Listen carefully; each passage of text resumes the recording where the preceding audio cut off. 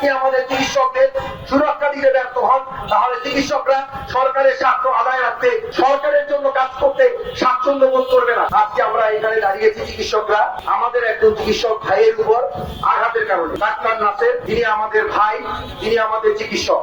আজকে যদি আপনি আমার কর্মস্থলে আমাকে নিরাপদ না থাকতে দেন, তাহলে আপনাকে আমার পক্ষে চিকিৎসা দেওয়া আসলে কোনোভাবে সম্ভব না। আমরা পেশাজীবী সংগঠনের পক্ষ থেকে এখানে দাঁড়িয়েছি, জাতীয়তাবাদী দলের পেশাজীবী সংগঠন, কিন্তু জাতীয়তাবাদী দলের পেশাজীবী সংগঠন ড্যাব শুধুমাত্র জাতীয়তাবাদী চিকিৎসকদের স্বার্থ সংরক্ষণের জন্য কাজ করে না, তারা বাংলাদেশের সকল চিকিৎসকের স্বার্থ সংরক্ষণের জন্য কাজ করে। আপনি যদি আজকে আমার সাধারণ চিকিৎসকের গায়ে হাত তোলেন, জাতীয়তাবাদী চিকিৎসক সংগঠন ড্যাব তার কড়া জবাব দিতে বাধ্য থাকবে।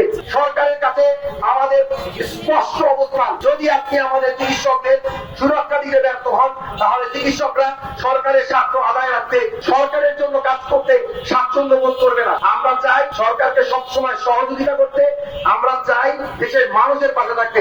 আপনি আমাদের নিরাপত্তা দেন, আমরা একটা মানুষকে সুন্দর সাবলীল জীবনযাপন করে দ্রুত হাসপাতাল থেকে সুস্থ করে বাড়ি পাঠাবো।